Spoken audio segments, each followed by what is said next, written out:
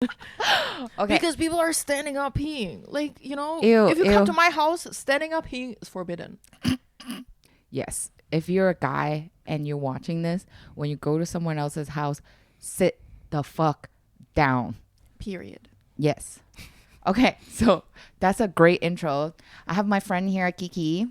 Hello. For any of you who don't know who she is, which I will be very shocked, I'm going to put a bunch of pictures here. Boom, boom, boom, boom, boom. Okay. So I met you in 2018, right? Yeah. So the reason how we met was I was here in Shanghai. I remember exactly it was 2018 because 2018 I was supposed to come with my friend. And then he did not do his visa because now you can come visa free. Yeah. But he did not do his visa because he was just lazy. And What? at that point, now he's a type A personality, but back then he was a type B personality. Okay. So he fucked up kind of, and he already bought his flight, but then he didn't have a visa, so he couldn't come. So I was like, okay, I guess I'm coming by myself. So it was supposed to be a friend's trip together. And then I ended up coming by myself. And then I met a bunch of people actually in 2018 because did Instagram still work Yeah. in 2018? Yeah. Well, no. I don't remember, but I just posted on Instagram, like, in my story, like, hey, I'm in Shanghai. Does anyone want to hang out? No, I remember you walked by one of the Yes. pop-ups we were doing. Yes. So I met some people like that. And Yeah. then because QZ did a pop-up with, like, a SpongeBob. It was for Bloody Osiris. Yeah. Bloody Osiris. And I just thought it was so cute that there was, like, a SpongeBob themed house. So I just took a photo of that and put it in my story, and then QZ slid in my I was DMs just and like, hey girl, what's up? we did that pop-up. You want to come through and play? Yeah. And Yeah. this is how we met. Yeah. And then we met each other throughout the years and very spontaneously, like last year in New York. Yeah. That was true. so fun. That was really fun. I think this is the first time we saw each other outside of Shanghai, right? Yeah. Well, no, I saw you in Tokyo. True. Yeah. Really true. But I come to Shanghai quite often because parts of my family is here. So, and sometimes I just need like a break from Berlin, and then I come here. And So yeah, hang out all the you time. live in Berlin full I time. live in Berlin, yeah. So what's I have a very heavy question right off the bat for you. Okay. Are you ready? Yes. Okay. So I don't think a lot of people, I have a chain of thought, just follow it. Okay. So a lot of people would think she's an influencer, but I don't really think from the moment I discover you and the moment we become friends and stuff, I don't actually think you're an influencer because that's very shallow stuff. You actually, I hate the word content creator because it's been abused, but you make like high quality content. Oh, thank you. To me, like you put another effort in your shit. So when you do your stuff, and especially when you live in Berlin, when you do the work, that is your job. Like that's your work. It's very sought after. Like a lot of people think is very glamorous and stuff.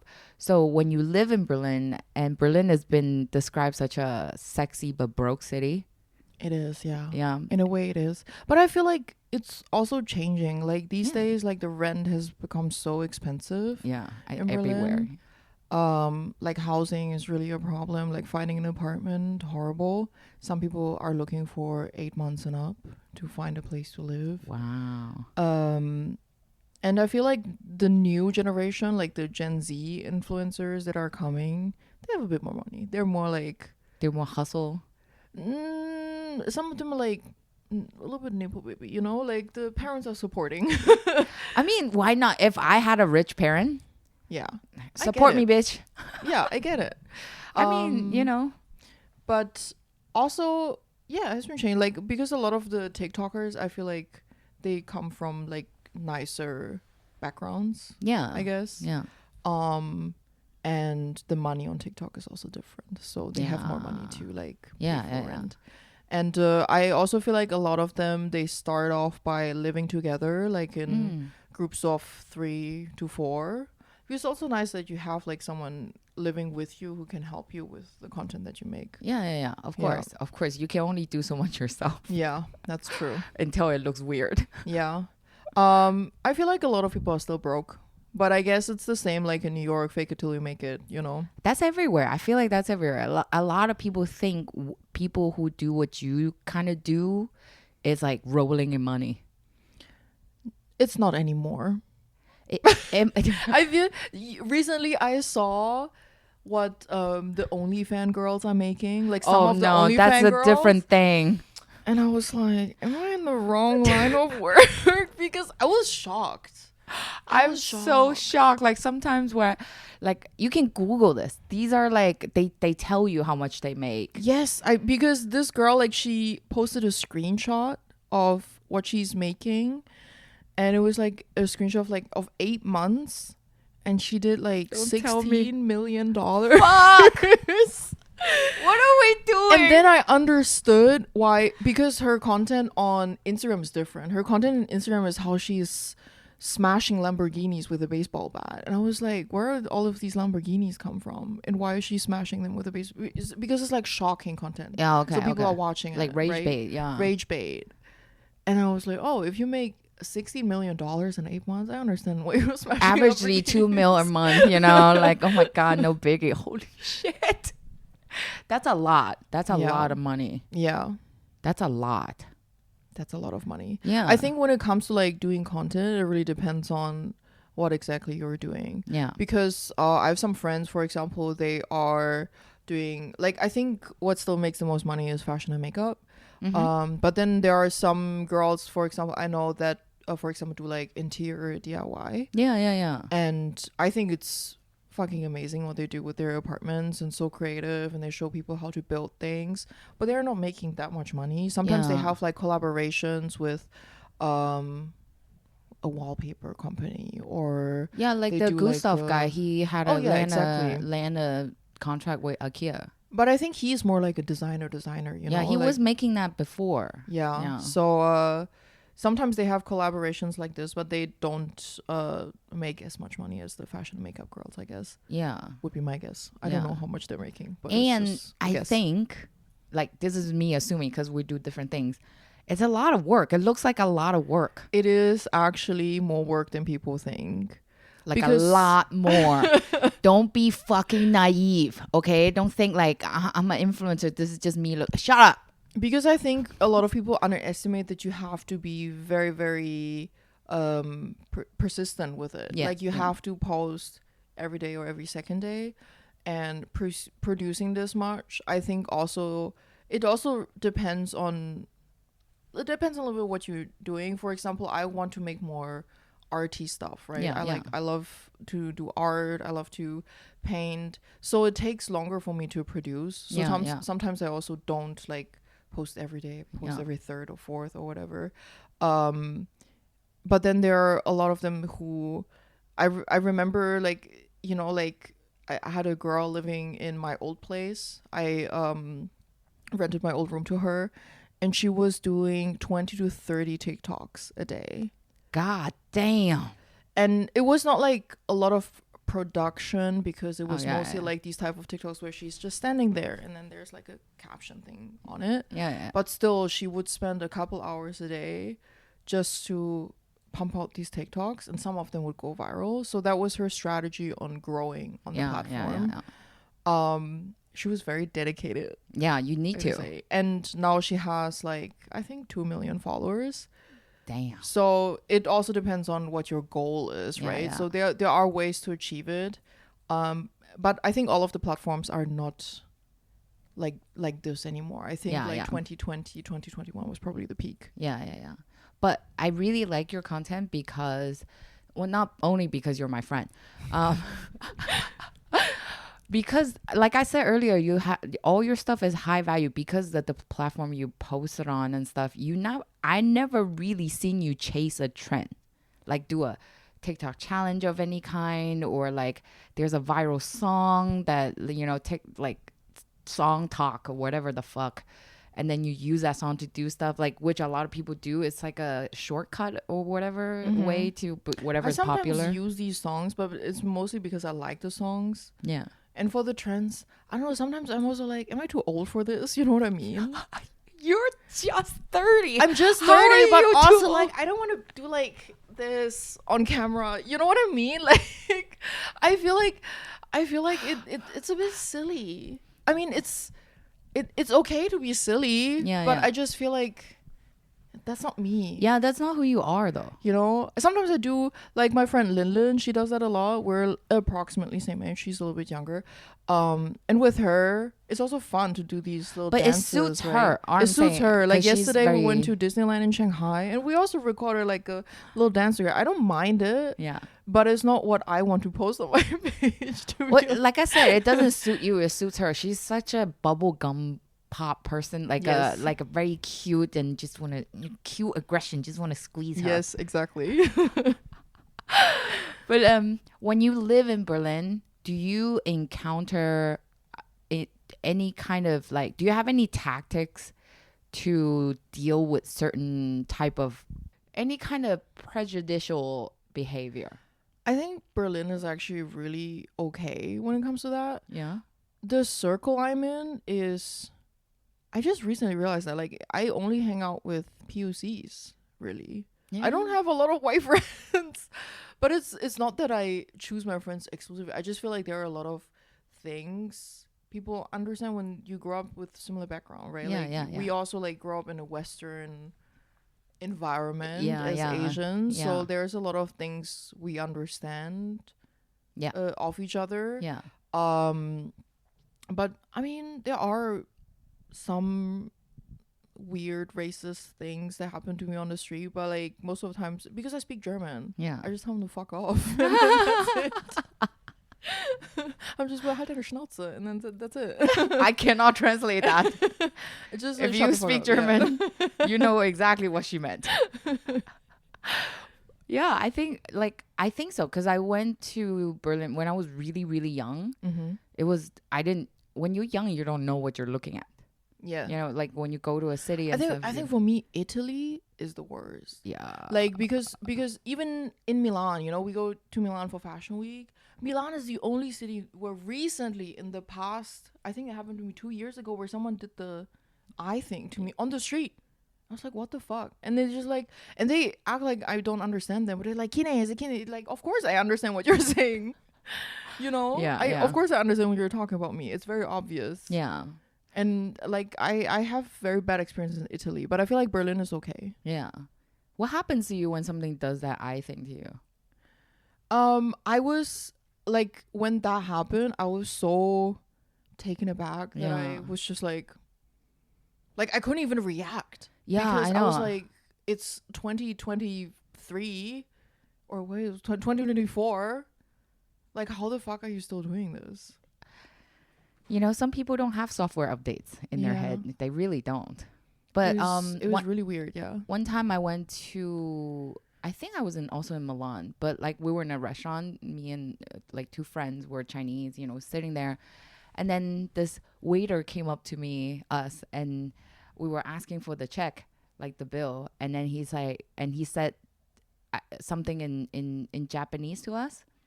But like, konnichiwa. something like that. But he did it on purpose, because earlier he asked where we're from when we said China, and then he purposely did that on purpose. Oh. Like you can see it in his face, and he's like, Ew. you know, and just like smiling at us like that. And I just said to him like, "Merci." That's such a good comeback. And then he's like, "No, in Italian, I don't care. Merci beaucoup. Go." I gotta remember that for next time. You just someone have is like to- konnichiwa to me. I know, and be like, "Okay, cool, thanks." Like you pick the language I don't speak, I'm gonna pick a language you hate. That makes so much sense.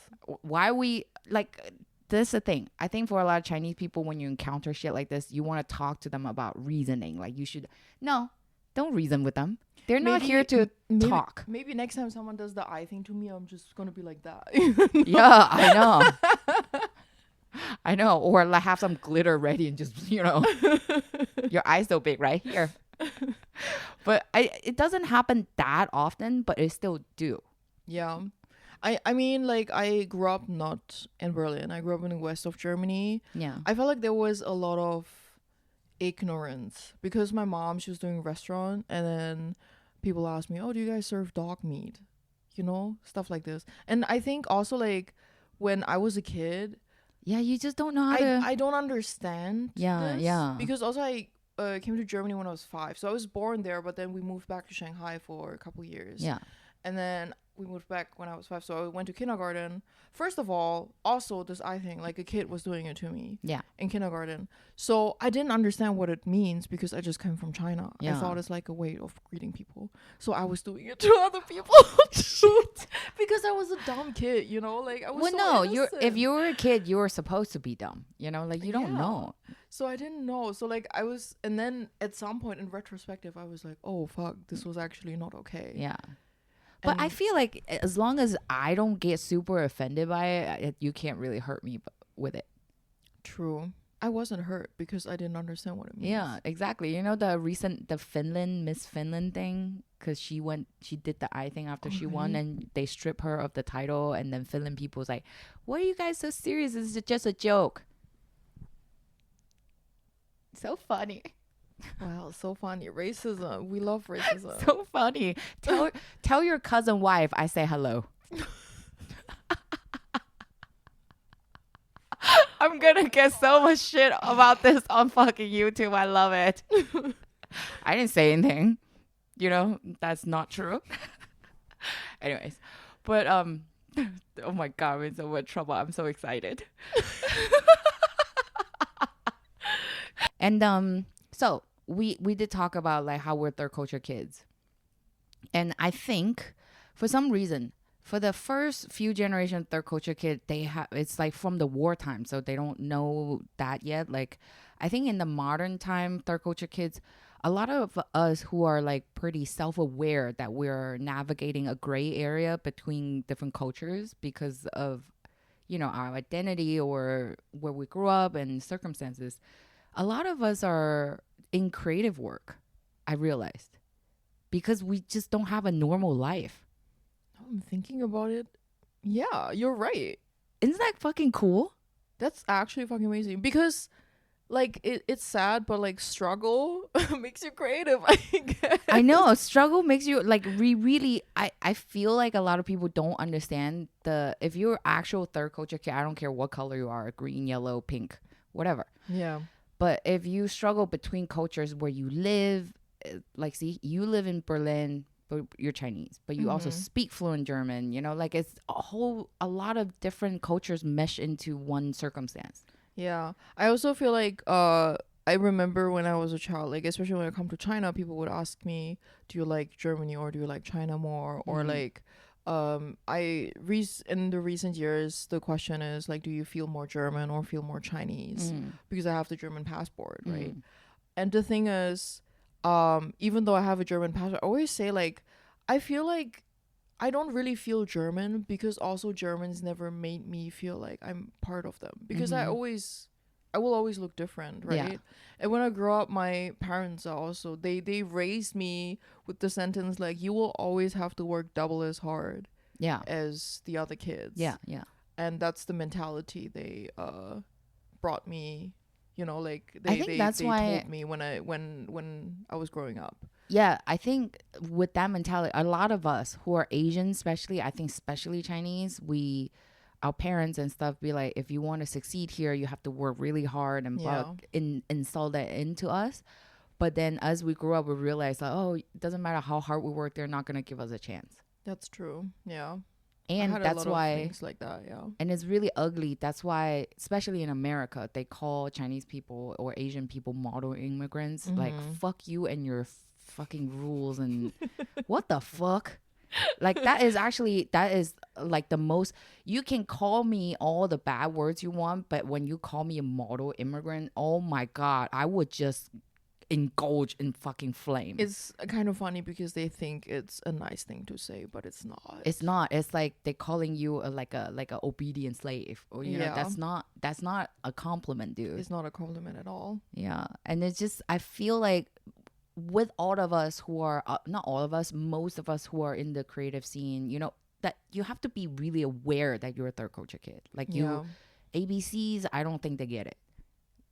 They're you know what I mean? They really, you know, the teasing and stuff when we're young, they really got to them, like people making fun of them that you're not one of us got to them, and they kind of try to appease to be certain things. I think I definitely also had a phase where I was low-key trying to be white, not just appearance wise. Yeah. Because I had a phase, but I don't think it was like a conscious thing. It was an unconscious thing. I had a phase where I was dyeing my hair like bleach blonde. I was wearing blue contacts.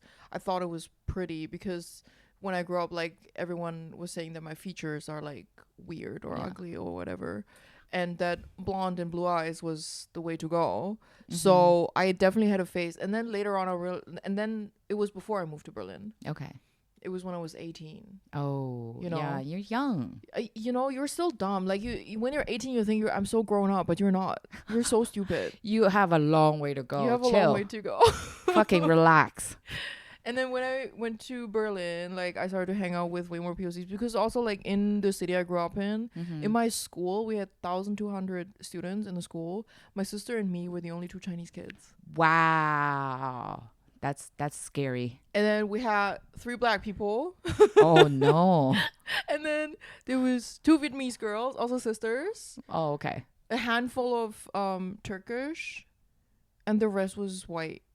Like not all of them were German, some were like Russian, Polish, but like to be honest, like you can't really tell. Yeah. You know? Yeah. But it was a weird environment to grow up in, definitely. Yeah. So like I think given that every TCK, like third culture kids experience very unique to themselves, but we have a common denominator where we have identity crisis. Yeah. We go through phases, like trying to figure out who we are, where we belong, and realize, oh, you know what? We don't belong anywhere. Let's make a third one just for us. You know, which is so cool. I feel like when you have that realization, you'll be like, I don't have to fit in anywhere. I can fit into my own thing. That's so cool. I think that's why people will be like, oh, fuck all of this. Let me do creative work. Yeah. But also I think it depends on how your parents raise you. Because I realized because my parents, they know some like other Chinese people in the city they live in.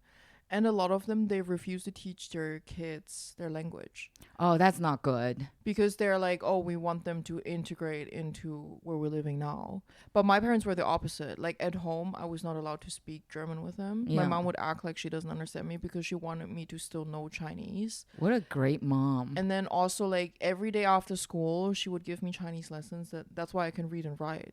Damn, what a great mom. I'm really like, thank you, Mom. If you're ever High five. watching this, thank you, Mom. You did a great job. Yeah. Because I was not very appreciative as a kid because because in Europe, like the school is so easy in comparison to China when I compared with my cousins. Yeah. So every day, like I think the longest school day was maybe till like 3 p.m. Okay.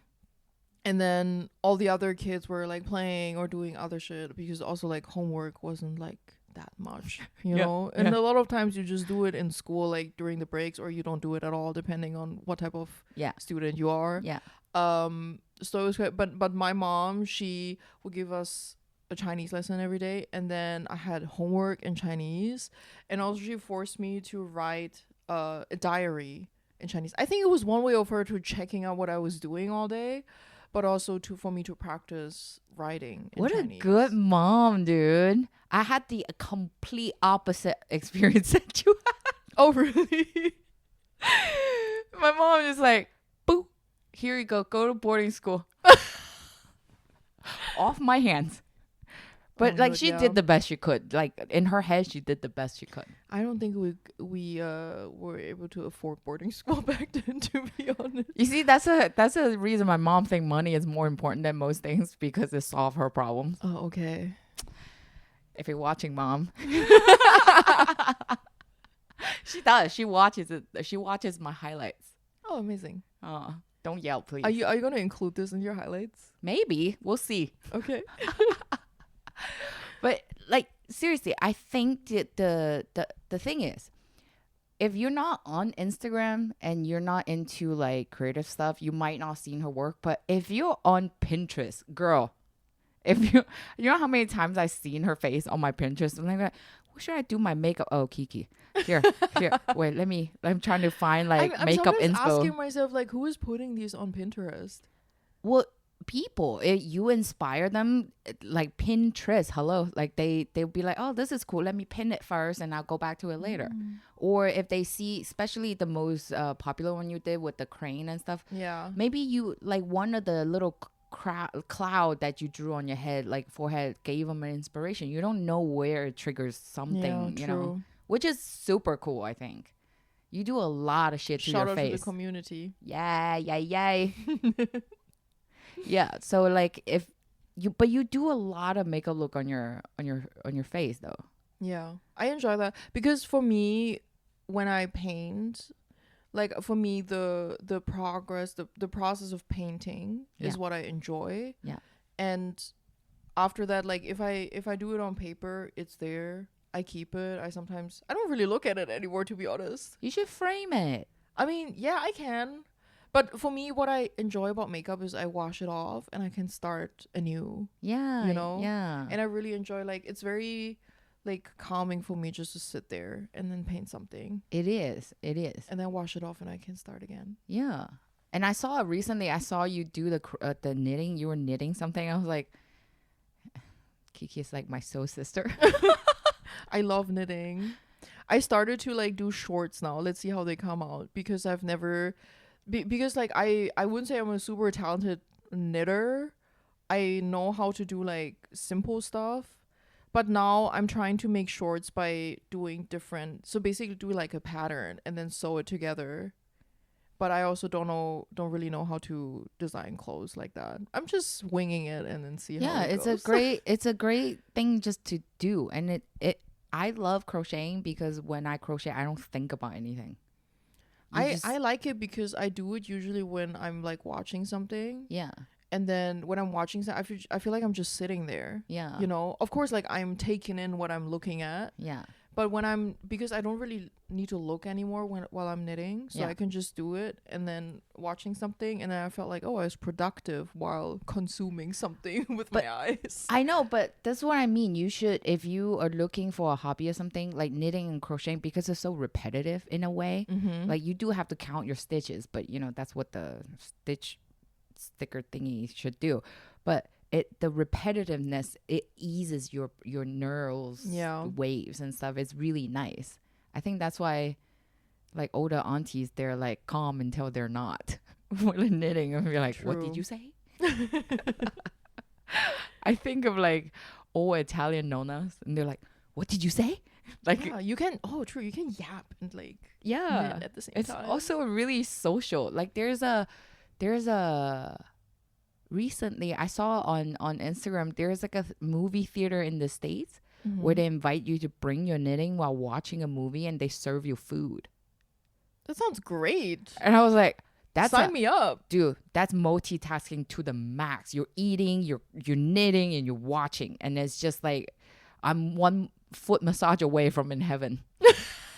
Put that shit there. Let's go. Like someone massage my foot. Why is there no like foot massage while like watching a movie? Like a movie theater but with foot massage. You can do that here. Like a lot of massage places, you go in and you can put on movies and stuff while they massage you.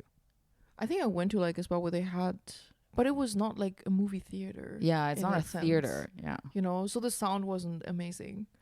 Because I like to go to movie theaters because I think the sound is really great. Yes. Because I think the sound is so important in a movie. Very important. Why do you think I have that fucking expensive soundbar? Yeah, I feel like if it's like a huge screen, but then the sound is super shitty, I can't enjoy the movie. No. Maybe you can watch like movies that have nothing to do with the sounds. Like the sounds are not super important. Like Mean Girl is fine. Yeah, but it's also not. Yeah, true. You know what? It doesn't really fuck up the movie, but if you're watching Dune or something like that, where the score matters and trying to make you feel something, and you're watching it on your little phone, you're like, 2001: Space Odyssey just does not hit on a phone. No, I'm sorry. I'm waiting for that to come out in IMAX. Yes. Imagine. Oh my God, I would cry just from the sheer of the fact that it's happening. But okay, I do that thing a lot. It's okay. You can edit it out. Everything in post. It's fine. I don't edit that much. It's because my podcast is basically friends talking. Okay. and the whoever's watching is like just the third person that's watching, like in the conversation with us. You can yell stuff to the screen. I welcome you. Please leave in the comments what you were yelling at. I do that too sometimes. Yeah, like, I mean, When I'm watching something, especially when it's like something competitive, you know, I Yeah. yell a lot. I yell at TV dramas all the time. Like, why'd you do that? It's like watching Stranger Things. I'm like, all right, okay, come on, stop walking to over there. Just why you? You know, in like scary movies, like it take forever to go see what's happening. Like, why are you still doing that? Run. Yeah, I'm always like 3, 2, 1. Okay, jump scare is coming. So, Yeah, you know. yeah. You know, it's inevitable. So I wanted to ask you, because we talked about like, you know, different cultures and stuff. Mm-hmm. Like, when you do your content or whatever you do, because you're so unique to yourself and you draw a lot and you have a lot of great ideas and stuff, and the way the content, even videos, your videos, you can see it's like art based. You know, like you like art. Mm-hmm. And but a lot of it is, like I said earlier, you don't follow any trends. Like, where and how quickly do you have to turn around an idea and do it and execute it? Like, where did you get your ideas? The way I get my ideas is really random, to be honest.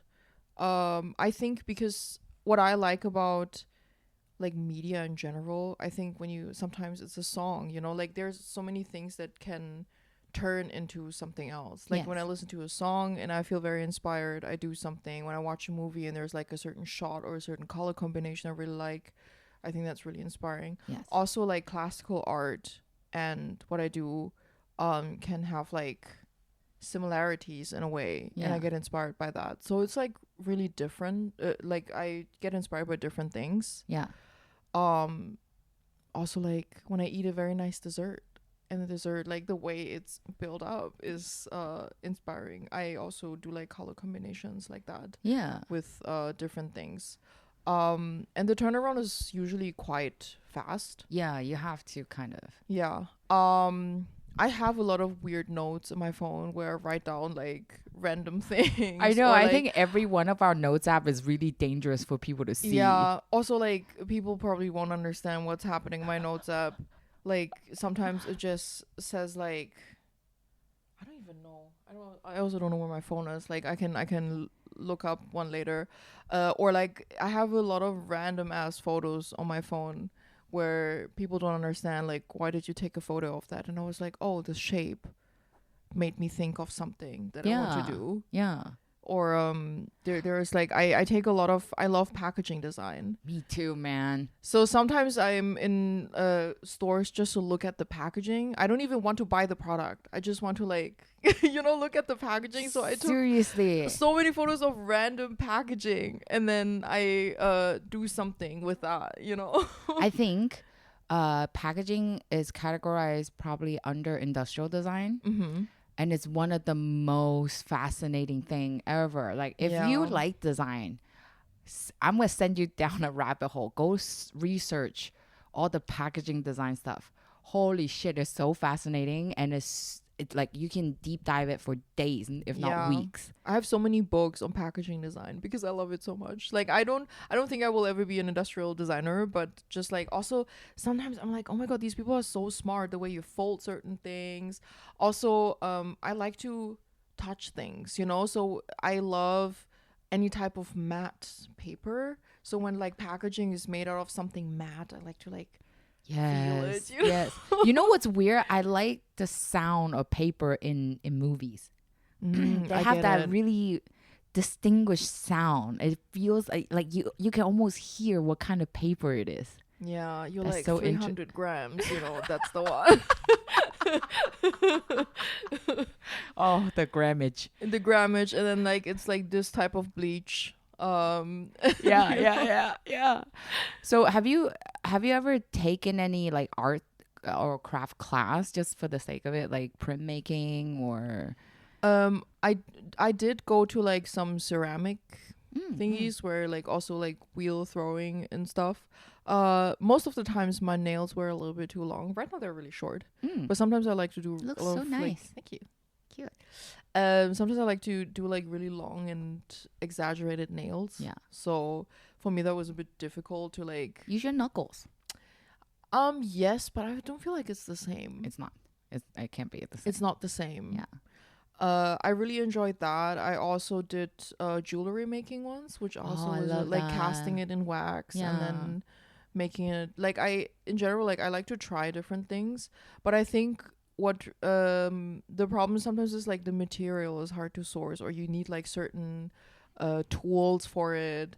And I'm a hobby collector. I have so much shit at home, and I feel like maybe I should stick to what I have, because you end up buying like a whole set of things, Yeah. and then you get tired of it. You go revisit it later, but like, you know, I have like so much like paper crafting stuff at home. I do my own nails, so I have so much material for nails. Girl. damn. Like I have like one entire shelf is full of nail material. Yeah, I saw that on one of your story. I'm like, bitch. Yes. And also I love like figurines. I love like having toys. I have so many like random ass toys. I love plants. I have a lot of plants. I'm a vegetable farmer now. Yes, you have this girl have so many plants. Like, I think I have a healthy amount of plants, but Yeah, you the have amount I like have is about not- 10 times more than this. That was my COVID thing. I feel like a lot of people like during COVID they started making bread and shit, you know? Yeah. I think it started While a little bit people were before COVID. sourdoughing and you were planting. Yes. But also the planting started a little bit before that, I think. Yeah. But I think it went really crazy in COVID. I was starting to like trade rare plants with people on eBay. You know, the variegated ones, you know, the rare, like, you know. Well, I didn't know that was like a whole thing. It's a whole thing. Wow. Because variegation, okay, that's like a nerdy thing now. So to explain simply, variegation, you can't really force it. Like, it's a genetic mutation. So sometimes it's like really random. There's ways where you can make it, you know, variegations are like when the plant has like little white spots. Okay. Or sometimes I guess the most popular one is the Monstera variegata. Okay. And sometimes they have like one half is white. Oh, yeah. The other half is green. And you know, like rare plant people, they love these variegated plants. And then you can collect them. Wow. And then start growing them. And then I bought grow lights for my plants and started to do my own soil mixes. This is such a responsible plant mom. But I think one thing that I want to get into and where I'm ready to buy material for is I want to get into sewing. Oh, okay. Because I work so much with fashion, right? And I feel like sometimes like I really like a piece, but then it's a little bit too small or a little bit too big. And I feel like if I know how to alter my clothes a little bit a certain way and everything's like super snatched. I mean, feel like that would you be know, nowadays people so I'm going to go take a class. No, study it on YouTube University first. I swear, everything I learned, YouTube University. I know. And it's free. It's out there. People make so much effort making that content. Just use it. Yes. I learned so much on YouTube. Seriously. Me too. They might not be 100% accurate, but you know. But then there are like hundreds of videos and you can like watch several ones and pick whatever you need out of, you know. Yeah. I mean, there are misinformation out there. So, but when people are teaching you crafts and stuff, you see the results immediately. So, you know. That's true. Knitting I also learned from YouTube. I didn't know how to knit before. Yeah. I mean, like I learned certain patterns for crochet. I can only crochet before like a straight line. Mm-hmm. And then I learned this is how you make a circle. Oh, this is how you're like, oh my God, I'm going to crochet so much shit. And then at some point, like you learn a technique, and then at some point you just freestyle it because you understand. Yeah, concept behind it. like once you understand the structure and the rules of it, then you can break it. Yeah. Otherwise, you wouldn't know what you're breaking. Also, one thing that I have, which is I guess part of my hobby collection, is a tattoo machine. Are you gonna start tattooing? I did not dare so far to tattoo on real people. But have you bought the fake skin to tattoo yet? Yeah, I have fake skin. Okay. And it's fun. But also, did you know I don't have a single tattoo on my body? You should be proud. I don't have a single tattoo because because my life was changing so much over the years that I felt like a tattoo is so definite. It's just there. Yes. You know, and then some people are like, oh, it just reminds you of the time you were in or something. But then I'm like, I have photos and videos for that. Like, I mean, do I need it on my skin? You don't have to. You really. I love tattoos. I love how they look on people, but like I felt like I could never decide. One time I wanted to like just as a joke tattoo made in China under my foot, like a Barbie doll. Aww. But then I talked to my tattoo friends and they said it's super painful and it's not worth it. Don't do it. Especially if it's your first tattoo. You shouldn't tattoo your foot. There are some really sensitive points on your body where you get tattoo, and your foot or your hand, anywhere that's nerve driven, it's gonna not only it's gonna hurt like a bitch, it will fade in such a way that you don't like it, but there's nothing you can do about it. Oh shit. Yeah, so it's good that you didn't.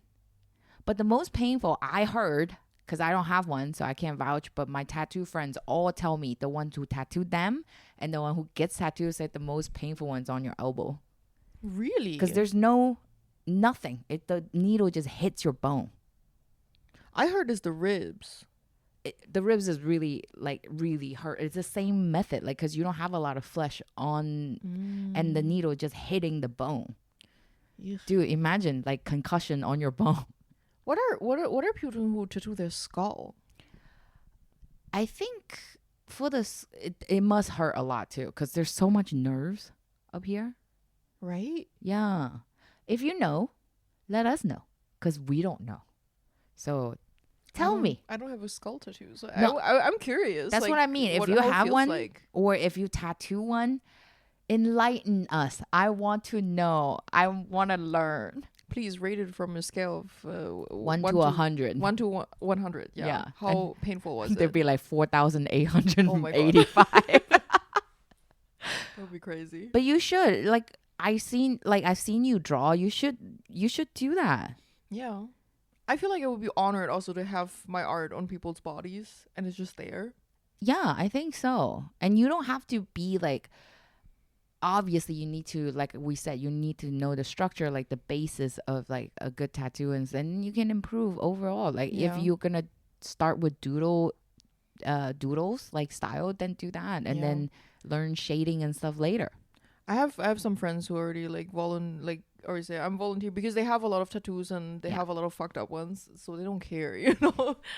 So I can practice on them, I guess. I mean, they won't be that's mad good. at me if it doesn't turn on 100%. Yeah, that's good. You know, like start with something small. Do the hearts first. It's really easy Okay. because they're small, and even if you fuck up, I feel like a messy heart is also really cute. True. You know what I mean? Like, you know, there's no way you can fuck up a heart on someone. I feel like if you have one, I'm sorry. It'd be like, no. Like super crooked, you know. But I still think that's super cute though. What if it gets infected? That's That's a different story. I mean, that's not you. Like if when you clean the surface and stuff, you get infected afterwards. What did you do?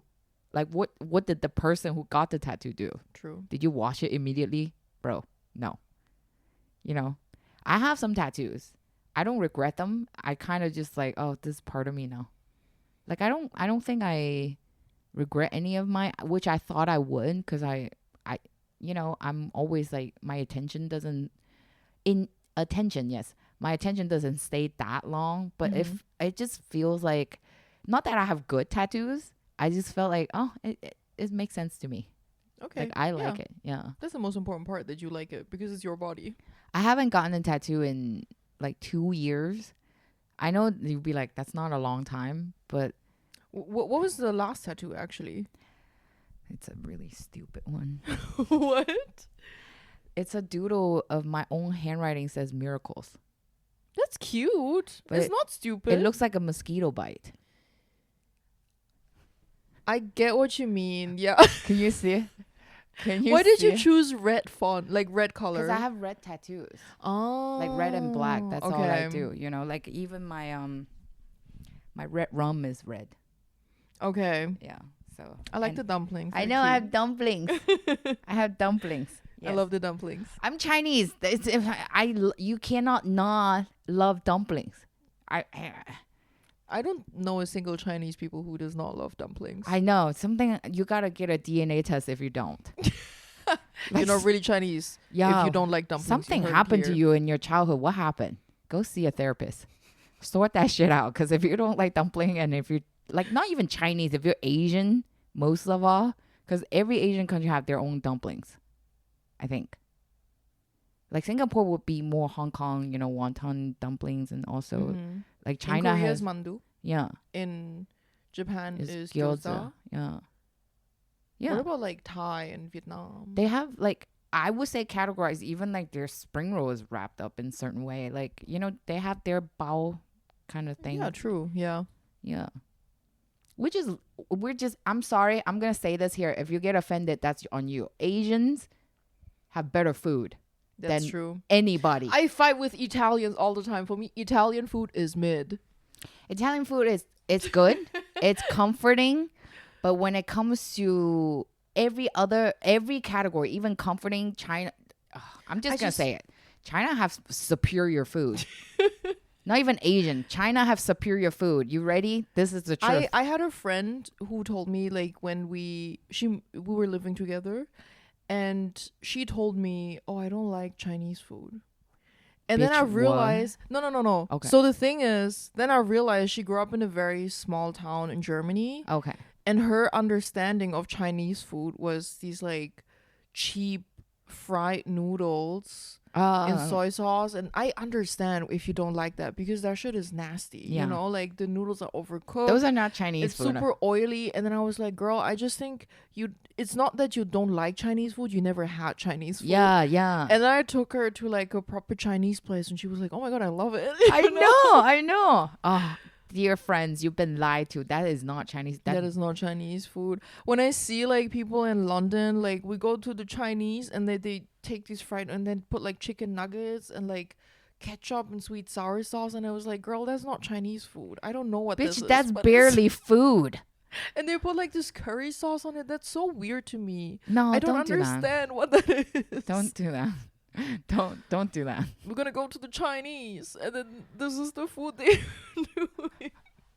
I don't think any of my friends, like especially in New York, they're like, you want to get some Chinese food? And I imagine them taking me, but they take me to like proper place. I'm like, okay, you know what you're doing. Yeah, I feel like I think the problem is always if you have immigrants from that area, Yeah. then the food is good. This Yeah. is why Mexican food in Germany horrendous. Yeah. Because there are no Mexican immigrants in Germany. There's no Mexican food here in Shanghai or China. That's good. It's all bad because not- it's not made by Mexican. It's not terrible. Sorry, there's like a cat here just waiting to get into your eye. Thank you. Was that a little romantic moment? But I think it's just like you said, there's not enough immigrants that come here and do the food, because I love Mexican food. Mexican food is so good. Chinese food is still better though. Kicki is like, oh, this bitch.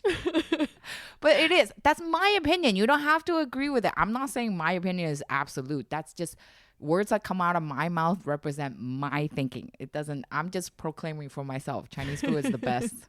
It is. There's so many different regional Chinese food. There's no actually Chinese food. Yeah, that's true. That's also something like I feel like people who have never been to China and tried food from different areas understand like how vast the cuisine is here. Yeah. Every region have a different signature dish or different, just, okay, I'm going to paint you a picture. Kung Pao chicken, it is Chinese food, but the version, if you don't live here, the version you're eating is not the real thing, but whatever. That's not the point. The point is Kung Pao chicken's from one place, like let's say here. And then you go to Chengdu, like Sichuan, you're going to, a lot of people would be like, oh, it's so spicy and numbing. That's another one. And when you go to Chongqing, It's also spicy. you're gonna shit fire for days. See, like just that. And then you go to Yunnan, like there's a lot of vegetable based thing because There's a lot of mushroom. rice based things also, like they make like mochi. Also they make cheese, Yeah, which is also like so different. It's so yummy, and it's just like because every China is so big, every region is just And different. not every region only eats like rice, or like there's usually places where they prefer rice and other places where noodles are more preferred, and then there's like different types of noodles also. And then Xinjiang prefer like naan. Mm-hmm. See, a lot of people think that's an Indian thing. We can share, you know. We have a lot of common denominators. That's Yeah. what I'm saying. Like Asian food, you know. Yeah, you're right. There's a lot of different, but being that I'm a southerner, Mm-hmm. like Chingy recently went to Hong Kong and then she's like, "Damn, the food is great." I'm like, again, listen to what I'm saying. The words that are coming out of my mouth is my own opinion, okay? Don't get triggered and offended, okay? Relax. I'm just saying, to me, Hong Kong or Southern Chinese food is the best food.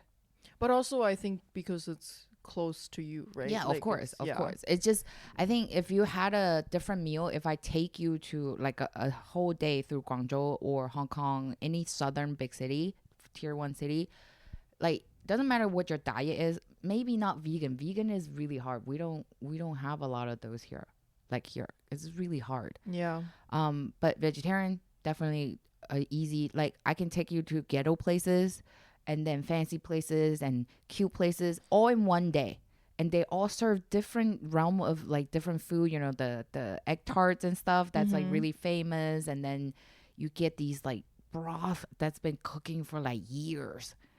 Not years. I'm exaggerating, but like Maybe actually it is cooking for years. Who knows? maybe like let's see. And some people cook it for like weeks. I know there's a noodle place I go. Oh, the broth is amazing. It's probably like the smell is probably very strong when you enter that place, right?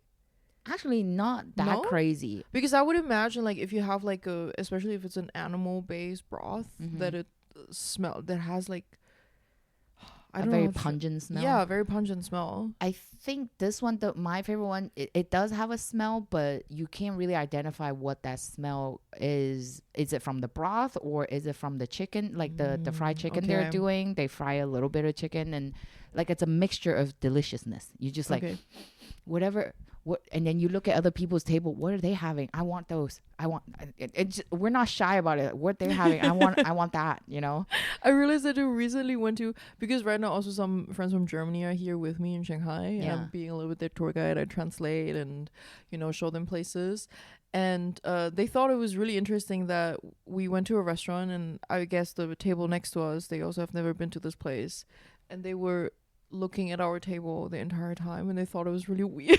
I think Because people just stare, they're curious and just like I think staring at like what we're having. like manners and courtesies and stuff, it works a little bit different here. And I feel like growing up in the States and or Europe and stuff, people like, oh, you have to do this properly, or no, that's for you. That's for you. That's Also after being in Japan for so long, like because we all were in Japan before coming here, yeah. they really felt the difference between Japanese and Chinese Yeah. people. Yeah. But they actually enjoy it because they said Chinese people are more real, like because they felt like Japanese people are very introverted and very polite and very like stiff in a way, and they kind of find it refreshing that here like Chinese people, they just like they don't give a fuck. Hey, what's up? Hey, You know, what's up? like, what you doing? Can I take a photo with you? I think that's what a lot of people misunderstand. A lot of people, especially I met some people after New York when I came back. There was a black guy from the UK, and he was here DJing, and then he was like, we were talking. He's like, yo, like, is this okay? I'm like, listen, fucking listen. A lot of kids here, they don't have the context of history for black people, how you were mistreated and abused and stuff. So when they listen to hip hop, they think it's super cool. So they want to mimic you. They want to imitate you to feel like they're part of the culture. So when they drop the N word or have cornrow, knowing is different. Like it comes from a different place than what other people do. This is just pure admiration. They don't have the context or knowledge to know what that is, and from the way they're doing it, it's not an offensive thing. They're actually just like kind of bowing down to you. Yeah. I feel like a lot of people don't really understand that. So if you do come to China and if you see something like that, relax. Seriously, because just like how certain world history, when you take in America, they don't teach every world history, everything that happened everywhere. Mm-hmm. So I would assume that's the same regionally Yeah. everywhere. So in China, they don't teach that whole thing about what happened here about black people because it's just not a priority. Going to school in Germany, we basically like all the history lessons were about the First and Second World War. See? But still, they still teach in schools though that Columbus discovered America. He didn't discover it. This is how they said it in school, but this is how I learned it in school. But yeah, which I find this very is interesting. So stupid. He didn't discover it. He's Uber dropped him off at the wrong place. Seriously, he's iPhone. His phone got fucked up and dropped him off. That boat dropped him off in the wrong place. That's all. Like it's just history is written by the victors, so they can write whatever. That's true. I'm gonna write a journal and make me feel like I went to Hogwarts, and then when I die, people will be like, I need to know her life. She went to Hogwarts. That would be so fun. Don't you think? Like bury a notebook somewhere. Sometimes I'm really thinking like if aliens come to our planet, what would they think about us? Especially like nowadays with all of the weird AI videos. I think if they can come to us, it'd be like, damn, you guys are so archaic. You think? It's like that's like we discovered that like 2,000 years ago. What are you guys doing? Because if they can make it to us and we can make it to them, they're advanced, way more advanced than us. I do believe in aliens though. I mean, yeah, didn't they? Like a few years ago, people confirmed they're aliens. Because also the universe is so vast. Like it can't be that we're the only intelligent. There's no way. Beings. What if we are the aliens? There's also this theory now Mm-hmm. that all of this is a simulation. There's this like really famous AI guy who said basically we're in the Matrix. I mean, And it that does feel we are like a game made by higher beings. See, if that's true, which will be really fun for us to fuck their shit up for them. So don't always do what you're told. I'm such a bad influence. Never let them know you're next. I know, break the algorithm, break the routine just to fuck up their data for them. Be like, they're like, why? What happened? Like tomorrow, if you could think, oh, I'm gonna have some chicken tomorrow, have beef. No, have something really weird like pufferfish. Oh yeah. Or Or like, what would be really really off the chart weird? Yeah, have some even like weird meats. like crocodile. People eat crocodile. Not They us. do. Not us. I'm talking I about guess it's floor. hard to source. When This is China. We get shit real quick. you can just make one. We don't have that kind of struggle here. Can you order crocodile meat off Meituan? I think you can order from Taobao. It will take a few Like days. a jerky version or like fresh? Let's see right now. I'm kind of curious. Me now. too, man. Now that Do they have kangaroo farms here? Can we just order like kangaroo meat? I think that will be a rarity. You have to get that imported. There's not a lot of kangaroo population here. We're not Australia, mate. 鳄鱼肉. Yo! Ew! What the fuck? Wait. Is it like a whole crocodile? It is. They have the thing like around their snout, like Yeah, with so you can't crabs. order. There's a. Yeah, that's gross. The pictures are horrible. It's just like a cut off tail of a crocodile. See, you would be like at this moment, say like, see, you guys Chinese, you eat weird. Actually, lean into the camera. Ask a person who lives in Florida. Ask them if they have crocodile meat before. I also heard in the US they eat squirrel and stuff. Yeah, a lot of people eat like, I think even Alabama people eat like crocodile stuff. If we're using their skin to make sometimes beautiful handbags, I don't understand what your problem is for eating. You killed it already. And actually, now that I think about it, I had crocodile meat before one time when I was younger. What does it taste like? It tastes like chicken breast. I It's feel like very most people tough meat. describe like all of the meats they don't know as chicken. Because when A lot people of them describe what like frog legs taste like, they say it tastes It like really chicken. tastes like chicken. Yeah, the chicken thigh though. But crocodile meat tastes like hard boiled chicken breast, like hard. Oh, like it's really I would tough. have imagined it's like more like fish for some reason. I know, wouldn't it be nice, but it's not. They're reptiles, so the meat is tough. Ew. Yeah, because they don't have a lot of fat. Oh, true. Yeah, just like kangaroo also doesn't have a lot of fat. Does it also taste like hard chicken? I don't know. I have springbuck once. What is that? A buck, like a giant deer. Ah, I would imagine it to taste like have like It's really tough. It's like red meat. gamey. Yeah, it's very gamey and stuff. I eat the jerky version. I just had a bite. I ate it in South Africa. South Africa, you eat a lot of buck because they do have a lot of it. And then they make it into jerky. You eat it. It took me a minute to chew. Like you just working really hard. Your jaw is just like, you're like, oh. 3 business day later, you're like, I know. I'm still chewing. This is basically gum. Ew. That sounds terrible. But it's very gamey. I didn't like it not because it was a buck. It's just like it didn't taste like anything. It's just very gamey. And I see, that's to me that's not proper food. I need my food. I to don't be eat meat at all, so Yeah. I think for me, like, it's even harder to understand why you would like that. I think it's like one of the traditional thing. Like before we have all these weaponry and technology and stuff, you hunt with what you have, like so. That I get. Yeah.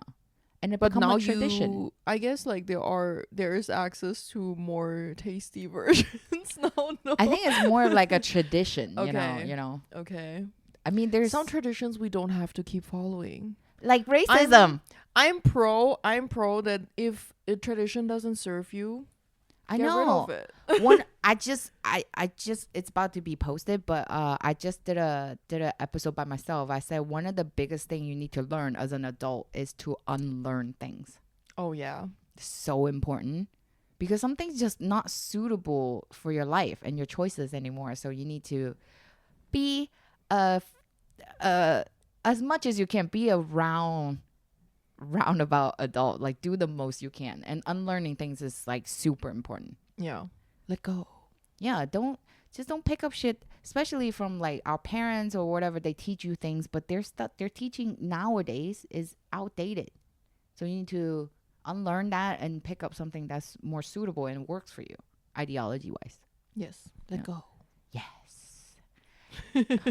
So I would categorize you as a girl's girl because there is difference. There's a lot of not girls I've met in my life, but I'm definitely a girl's girl. Yeah. Yeah, you're definitely a girl's girl. I've seen you like jump right on the fence to help things, like, are you okay? Like, it's so sweet.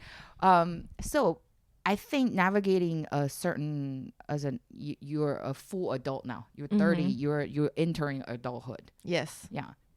Just because you're 18, just because you can do something does not make you an adult. It just makes you legally an adult, but you're not an adult yet. You have responsibility, but you're not an adult. So my point is, being a girl's girl, I think in this space and stuff, when what we do is kind of competitive, in the scene, the industry. Definitely. Do you feel like there nowadays, especially I would say, let's say just stab in the middle, say after the whole Me Too thing, there's more creative people are more enlightened to the fact that, we should actually support girls. Like I think being a girl's ally. I think there definitely is. First of all, I have a very strong opinion about that. I think being a content creator should be a girl's engaging. I think all the straight guys, please stop. Like, something is so cringe about straight guys trying to be famous on the internet. You know what I mean? Like, all the straight guys I've met, like, in this space, something is not okay with them, to be honest. Is that wrong of me to say? I mean, in the end, everyone can do whatever the fuck they want. But, like, I don't know. I'm just I wouldn't want to date someone, like date a straight man who is being a content creator. but they get a lot of tails though. I don't give a fuck. It's just like me personally. I would not. I know. I wouldn't. don't touch I that. wouldn't. But now that, because when you said it, I never thought of it that way. So I'm like speed thinking about like who is someone that I follow that's a male content creator. I was like, The gays are fine. Like I love the gays. You know, the Listen. gays like full support. mm-mm. It's about straight men who are like trying to be fashion influencers. Like something is just weird about all of them that I've met personally. It is a little awkward. A Right? little, because you're flexing, not flexing, but like flexing. Also, my problem is like I feel like a lot of them copy the style of my gay male friends. Yes. They don't really have like super good taste. They just copy what the gays are wearing, and then They all wear they're very similar. You know, like the crop top now yeah, with and, like the, very wide pants. yeah. And Oh, there's a trend where a lot of straight men are wearing Birkenstocks. really, Yeah, a lot of them. still with And I or was like- without socks. With sometimes, at least I've seen with socks. Please don't show us your fucking toes. Ew. But imagine. Ew. No. But like you said, it's never something I never thought of. Holy shit. I mean, I guess there is like a niche for them. I feel like especially in the streetwear Yeah. category, you know, like all of the Supreme dudes, you know, it's a bit different because I feel like they have always occupied that space. For me, it's more the guys who are trying to get into like high fashion now, Oh yeah, you yeah, know? yeah, yeah. And you know, they think like I'm a straight man who's wearing a skirt. I'm so fashionable. What Like, do you they're think about just- Wisdom then? Wisdom? No, I think Wisdom, he really has his own. I don't know him personally, but I think he really has his personal thing. Like he wears a lot of shapes and he's like avant-garde, you know? I think that's different. It's more like about the day-to-day. I think the difference is, Dudes. yeah, like the difference is, first of all, I think Wisdom understands fashion. Yes. Like he's And- more educated about it. He actually is interested in the subject matter, whereas I feel like a lot of other ones, they just do like what's trendy. And then it just feels very costumey in a Yeah. way. you But know? and I also think Wisdom has the taste. Yes. So when he intentionally puts an outfit together, it makes sense. But also I don't think Wisdom is the type of guy who goes to all of the events and tries to like There's like a suck whole up reason. to the PR people and you know tries to like get into the shows like that. You know, Yeah, Wisdom yeah. is good enough that people invite him, so he sits there and he actually knows shit. Yeah, yeah, yeah. I've met recently a lot of new people, Mm-hmm. and I feel like, given the amount of when you talk to someone, you can feel if they're allies for women or not, and I feel like there are a lot more of them, especially from a male or the LGBTQ. Like there's more. They are more aware now to how to be a girl's ally. Yeah. I think we have to thank the internet for that. Yes. Because I love the fact that we can share like our experiences like that, and also people can't, you know, get away with bullshit anymore. Yeah. Yeah. So you will be called out for that. Yeah. So you start to internalize actually some good things and then you act on it. But yeah, I guess some of it is also performative. I love the performative. Perform all man you want. jokes. Serve me. Serve me. But But for me, I prefer performative over not doing it all or be a misogynist, you know? Like just be performative. It's okay. I think maybe performative is like an entry point Yes. because you don't know yet, so you want to do stuff that you've seen and feel like it's safe to approach the subject, which is great. But don't stay performative. Get informed, which is what internet. I feel like what's good is like the internet has educated a lot of younger generation. Be like, hey, being a girl is a violent experience. Hear us out. Yeah, a little tip how you realize if it's performative or not. Really think about, are you doing it for yourself so you look good in front of someone, or are you actually doing it for someone else?